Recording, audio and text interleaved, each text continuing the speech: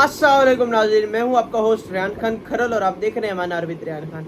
मुल्क की सूरत-ए-हाल पर बात करेंगे आज।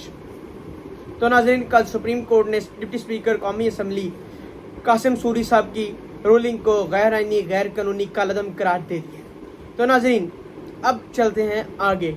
उन्होंने प्राइम मिनिस्टर की जो तजवीज़ भेजी गई थी सदर पाकिस्तान को, उसको भी उन्होंने गैर आइनी करार दे दिया है और असम्बलियों को बहाल कर दिया है। ये आप लोग पहले जान चुके होंगे क्योंकि कल से ये खबरें चल रही हैं। अब नाज़रीन, अब हम देख रहे हैं कि अब आगे मुल्क में होने क्या जा रहा है, इस टाइम मुल्क के अंदर आगे क्या हो रहा है और क्या होने जा रहा है, अब उस पर डिस्कशन करनी है। तो नाज़रीन, अब हम आगे ये देख रहे हैं कि पाकिस्तान के अंदर क्या हो रहा है या क्या होने जा रहा है, अब उस पर डिस्कशन करें। अब जहाँ तक मैंने आपको पहले भी ये बात एक की थी कि ये अब हुकूमत तो नहीं रहने वाली, ये हुकूमत तो अब ख़त्म है, ये तो हमें क्लियर नज़र आ रहा था कि इस हुकूमत के रहने के अब कोई चांसेस नहीं रहे। ये मैं आप लोगों को अपने पिछले काफ़ी शो में ये बात कर चुका हूँ। तो अब इस हुकूमत का आज आखिरी दिन है, आज इस हुकूमत का इख्तिताम हो रहा है। अभी PTI का चल रहा था इजलास और PTI के इजलास में इन्होंने ये फैसला किया कि इमरान खान साहब ने पहले तो गई इस्तीफ़ों की तजवीज़ उसको मुस्तरद कर दिया। अब ये फैसला किया इमरान खान साहब ने कि तकरीरें इतनी लंबी की जाएंगी कि बाकी जो बातें हैं या जो वो कल तकरीरों की जो टाइमिंग है और उसको इमरान खान साहब ने कहा लंबा करें। तो ये मजाक हो रहा है और इनको ये नहीं पता कि ये जो कर रहे हैं, ये कल सुप्रीम कोर्ट कह चुकी है कि कोई भी आदमी कल हर सूरत नेशनल असम्बली का इजलास होगा, नेशनल असम्बली में अदम एतमाद पर वोटिंग होगी as soon as possible. Supreme court ने अपने ऑर्डर के अंदर क्लियर लिखा है ये बात। तो अब खान साहब ऐसा क्यों कर रहे हैं, किसके कहने पे कर रहे हैं, ये समझ नहीं आ रही। अब इनको लगता है कि कल लंबी तकरीरें करने से क्या वोटिंग रुक जाएगी। तो ये अगर करना चाह रहे हैं तो ये स्पीकर को समझना चाहिए कि ये उन पर तो कुछ नहीं होगा, ये स्पीकर के ऊपर तौहीन अदालत लगेगी। तो स्पीकर साहब को समझदारी से काम लेना चाहिए और उनको फिल फॉर अपने अख्तियारात का नाजायज़ फ़ायदा नहीं उठाना चाहिए और फिल फॉर कल इनको इलेक्शन करवा देना चाहिए अदम एतमाद को।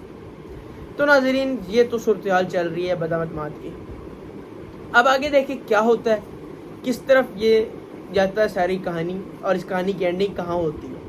अब इस तरफ सोचना पड़ेगा हमारी आवाम को, हमें कि अब क्या हो रहा है हमारे मुल्क के अंदर, किस तरह लेके जा रहे हैं इस मसाइल को और कौन लेके जा रहे हैं और किसकी ये सारी मेहनत है।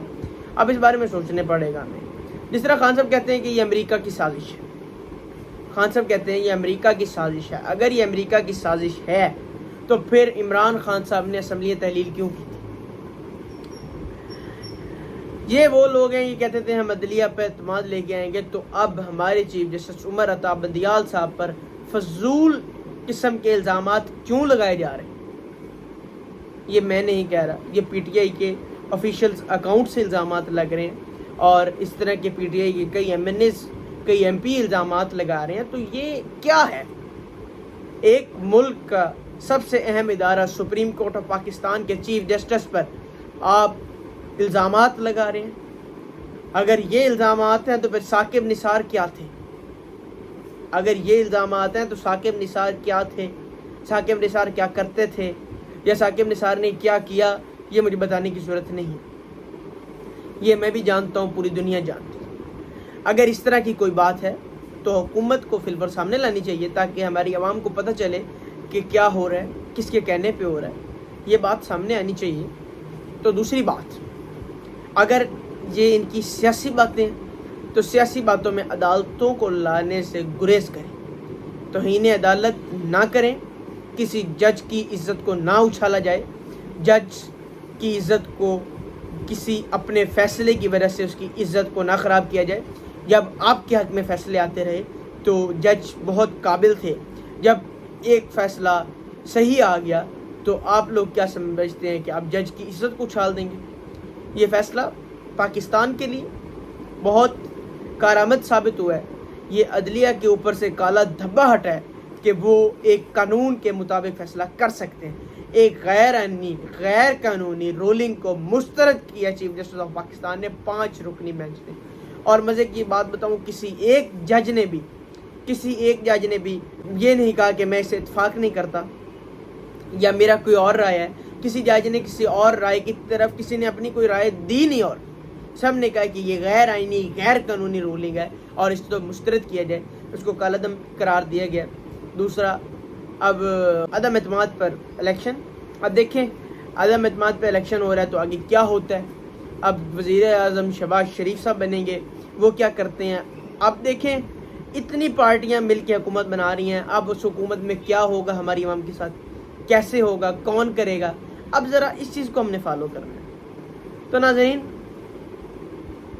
ہمارے ملک کو پہلے ہی بہت مشکلات کا سامنا کرنا پڑ رہا ہے، تو ہمارے ملک کو اور مشکلات کی طرف نہ دھکیلا جائے. میری تو یہی التجا ہے اپوزیشن، حکومت، سب سے. اور آج پٹرولیم کی قیمتوں میں 35% اضافہ کرنے کی سمری وزیر اعظم کو بھیج دی گئی. اتنا اضافہ کیوں کیا جا رہا ہے، کس کے کہنے پہ کیا جا رہا ہے. اب ان کا کہنا یہ ہے کہ اگر ہم پٹرولنگ کی 35% اضافہ نہیں کرتے پٹرولیم کے اندر، تو اس ملک کے اندر ڈیزل پیٹرول کی شارٹیج ہو جائے گی، کیونکہ آگے جو ایجنسیاں ہیں وہ اس قیمت میں دینے کو تیار نہیں ہیں. تو یہ خان صاحب کا غلط فیصلہ تھا. قیمت ضرور سستی کی، عوام کے لیے اچھا کیا، لیکن یہ غلط فیصلہ تھا اس طرح کے موقع پر. اب دیکھیں اگلی حکومت کیا کرتی ہے. آئندہ سال کا بجٹ کس حکومت، اب تو اگلی حکومت کے پاس ہی آئے گا. تو یہ جو اگلی حکومت آ رہی ہے یہ بجٹ کس طرح پاس کرتی ہے.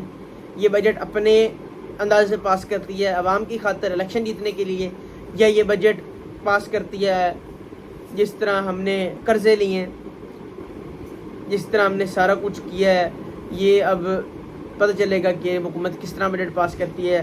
اگر یہ حکومت اگر جس طرح ہم نے قرضے لیے ہیں اور جس معاہدوں پہ ہم نے قرضے لیے ہیں، تو اگر ان پہ یہ حکومت بجٹ پاس کرے گی تو عوام کے لیے بہت مسائل بن جائیں گے. کیونکہ خان صاحب نے ایسے مطالبات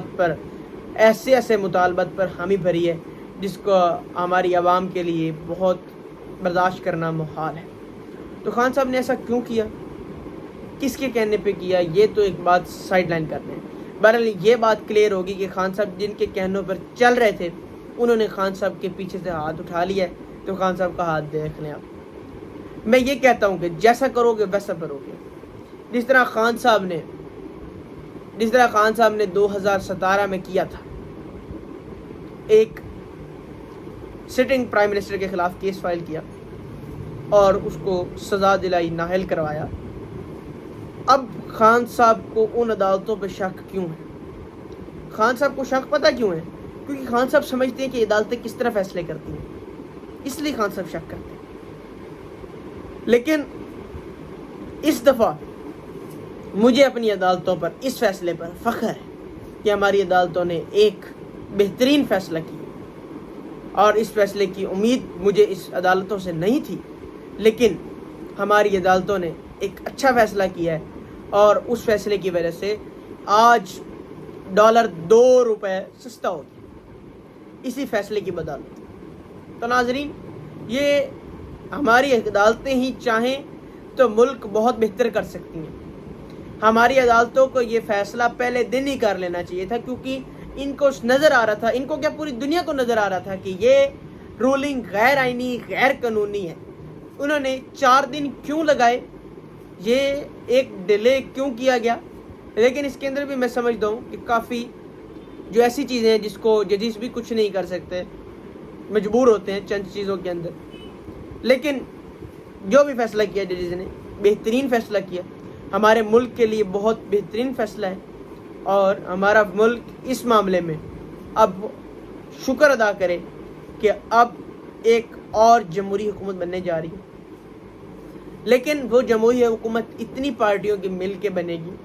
اب اس جمہوری حکومت میں کیا ہوتا ہے یہ اب آپ لوگ آگے دیکھیں. اور سب سے اہم اور ضروری بات، ہمارے جو اینکرز حضرات، ہمیں جس چیز کا خطرہ تھا، جس چیز کی ٹینشن تھی، پیکا آرڈیننس کو اسلام آباد ہائی کورٹ نے کالعدم قرار دے دیا ہے. آج اسلام آباد کے جج Athar Minallah, chief justice of Islamabad high court ने इस अपील पर कल फैसला महफूज कर लिया था। तो आज उन्होंने फैसला सुनाया और उन्होंने पीका एक्ट को कालादम करार दे दिया और नून लीग के बनाए हुए पीका एक्ट के अंदर A20 को भी कालादम करार दे दिया गया, 2016 के एक्ट A20 को। तो इससे हमें बहुत ज़्यादा फ़ायदे हुए हैं। जिस तरह पहले तो हम बात करते हुए डरते थे, हमारी आज़ादी छीन ली गई थी, लेकिन अब हमारी आज़ादी वापस कर दी गई है। अब हम खुल के बात कर सकते हैं किसी के, अब हमें बात करने की इजाज़त है। पहले तो हम किसी हुकूमत को बुरा और अच्छा नहीं कह सकते थे, किसी के अमल को अच्छा बुरा नहीं कह सकते थे, लेकिन ये शुक्र है मेरे खुदा का कि उसने हमें एक दफ़ा फिर ये ताकत से नवाजा है कि हम किसी के अच्छे बुरे अमल को अच्छा बुरा कह सकते हैं। वरना ये अमल तहरीक इंसाफ ने हमसे छीन लिया था, वो भी सिर्फ एक मिनिस्टर की खातिर। मैं उस मिनिस्टर का नाम नहीं लूँगा, आप लोग समझ गए होंगे कि वो मिनिस्टर कौन है। उसकी खातिर हमसे इतना बड़ा हक छीन लिया गया। तो नाजरीन, ये हमारे प्राइम मिनिस्टर को इनकी गलतियां ही लेके गई, इनकी गलतियां ही, इनका जो इनकी ऊपर इतना बड़ा ब्लेम लगा है ना, इसके अंदर इनकी गलतियां हैं। इन्होंने ऐसी गलतियां की हैं जिनकी सज़ा इनको मिल रही है। इन्होंने बगैर समझे बगैर सोचे कई फैसले किए, जो फैसले मैं आने वाले प्रोग्राम्स में आप लोगों के सामने लेके आऊँगा, ताकि आप लोगों को पता चले कि इन्होंने किस तरह के फैसले किए, किस किस के कहने पे किए, उस चीज़ को मैं डिस्कस नहीं करता। लेकिन इन्होंने हमारी आवाम के बारे में मैं कहूँ ना 1% भी सोचा है तो मैं ये बात गलत करूँगा। इन्होंने आवाम के बारे में नहीं सोचा। और कल आपको एक और मज़े की बात बताऊँ, खान साहब का खुद का बिल आया 12,000 रुपये लाहौर वाले घर का, जमान पार्क वाले में। तो इनके जो वर्कर हैं वो एक्सचेंज ऑफिस पहुंच के कहते, खान साहब पूछ रहे हैं कि ये बिल 12,000 किस तरह आ गया।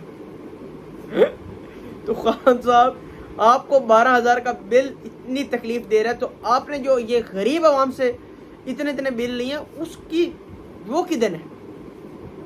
खुद का तो आप कहते हैं 12,000 का बिल क्यों आया है, मेरा इतना ज़्यादा बिल कैसे आ गया? तो जो आपने इतनी ज़्यादतियाँ की हैं आवाम के साथ, वो कैसे बिल, वो बिल नहीं नजर आया आपको? मैं किसी एक पार्टी की साइड नहीं लेता। मुझे ये पता है कि अब शहबाज शरीफ साहब का दौर आ रहा है, इसमें महंगाई बढ़ेगी, कम नहीं होगी। जिस तरह शहबाज शरीफ साहब कह रहे हैं, सुप्रीम कोर्ट के अंदर कह के आए हैं, अल्लाह करे कि वो वैसे ही करें तो हमारा मुल्क को बेहतर हो जाए। मुझे इन जैसे सियासतदानों से कोई उम्मीद नहीं है। अब अल्लाह हमारे मुल्क की बेहतरी की तरफ लेके जाए। आप लोग दुआ करें हमारे मुल्क के बारे में और मेरा शो एंड तक देखा करें। तो मेरे चैनल को सब्सक्राइब करें और बेल आइकन के बटन को दबाएं ताकि हमारा हर आने वाला शो आप तक पहुंच सके। साथ ही अपने होस्ट रेहान खान खरल को दीजिए इजाज़त। अल्लाह हाफ़िज़।